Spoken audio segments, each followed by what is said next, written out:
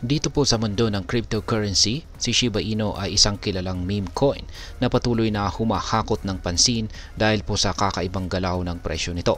Sa kasalukuyan ay marami pong crypto analyst ang nagtataya o naglalabas na kanilang prediction na muling maabot ni Shiba Inu ang pinakamataas nitong presyo o yung kanyang ATH o all-time high na naitala po noong mga taong 2020 hanggang 2021. Ngunit ano nga ba ang mga dahilan kung bakit may ganitong pananaw ang mga eksperto at kung paano po ito makakaapekto para sa atin bilang mga trader at saka investor ni SHIB? Yan po ang siyang ating pag-uusapan sa video na ito. Pero bago po tayo magpatuloy ay nais ko lamang po munang bigyang linaw ang aking disclaimer kung saan ang nilalaman po ng video na ito ay hindi po ito isang financial advice. For education and information purposes lamang po ang layunin nito. At ayan mga ka-crypto, umpisahan po natin sa kung ano nga ba ang nangyayari sa presyo ni Shiba Inu ngayon. Dito pong nakalipas na November 2024 ay tumalon po ng halos 98% ang presyo ni Shiba Inu matapos po ang tagumpay ni Pangulong Donald Trump sa eleksyon sa US kung saan ay nagdala ng panibagong pro-crypto na pananaw sa market. Mula po sa presyong 40 digits 1687 ay umabot po ito sa presyong 40 digits 3343 bago po bumaba muli sa presyong 40 digits 2694. Bagamat may pagbaba po sa presyo, nananatili ang optimism sa market dahil sa inaasahang bull market cycle. Ayon po sa isang kilalang crypto influencer na si Crypto Sheriff, ayan po siya, ang pagtaas po ni SHIB sa presyong 40 digits 8616 ay inevitable or hindi raw po ito maiiwasan. Ang ganitong pananaw ay sumasalamin po sa tiwala ng mga investor na patuloy na tataas ang halagaan ni SHIB dahil sa mga positibong galaw sa ekonomiya at saka sa politika. Ngayon ay ano naman po ang sinasabi ng mga analyst? Yan, meron pa tayong isang analyst rito na si Crypto Elites. Yan ang nagsabi na maaari daw tumaas si SHIB ng hanggang 1,700% na siyang magdadala sa presyo nito sa presyong 30 digits 4729. Yan, magbabawas po siya ng isang 0 decimal digits. Ang kanilang analysis po ay nakabase ito sa tinatawag na bullish cap and handle pattern. Ayan po.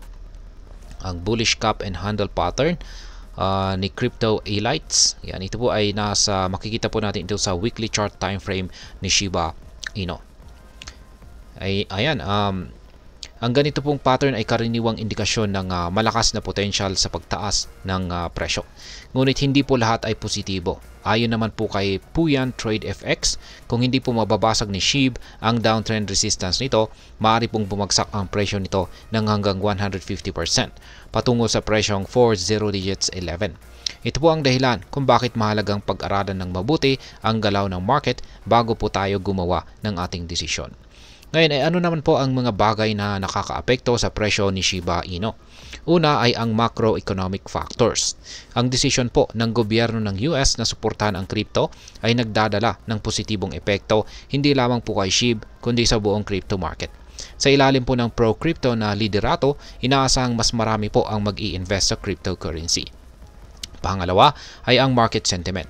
Ang tiwala po ng mga tao sa potential ni SHIB ang nagdadala ng demand. Yan, demand.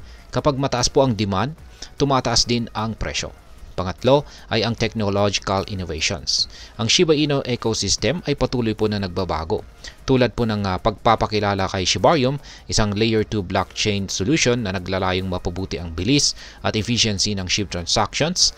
Ay yan, ang mga ganitong technological na pagbabago ay maaari pong magpataas ng halaga nitong si SHIB.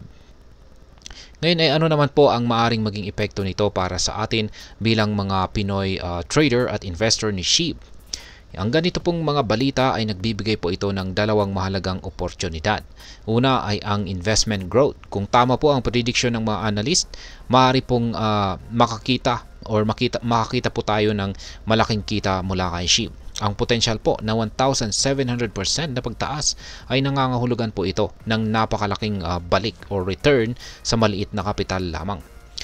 At maliban po sa investment growth ay ang risk management. Ayan. hindi po natin dapat kalimutan ang posibilidad ng pagbaba ng presyo. Ang pagiging maingat at ang pagkakaroon po ng diversified portfolio ay mahalaga upang mabawasan ang panganib o risk. Ngayon ay ano naman po ang aking masasabi tungkol dito? Ang crypto market ay likas po ito na volatile o pabago-bago. Si Shiba Inu ay hindi po ito naiiba. Habang nakakaakit po ang ideya ng malaking kita, dapat nating tandaan bilang mga investor ang kahalagahan ng masusing pag-aaral at maingat na pagpapasya. Ang pagsunod po sa mga trusted analyst, pati na rin ang paggamit ng technical at saka fundamental analysis ay higit pong makakatulong upang mapanatili ang tamang balanse sa ating pag-i-invest. Kaya sa kabuuan, si Shiba Inu po ay nananatiling isa sa mga pinakamainit na cryptocurrency sa market. Bagamat hindi po tiyak ang magiging galaw ng presyo nito, ang kasalukuyang pananaw ng mga analyst ay nagbibigay ng pag-asa para sa mga naghahanap ng kita sa crypto.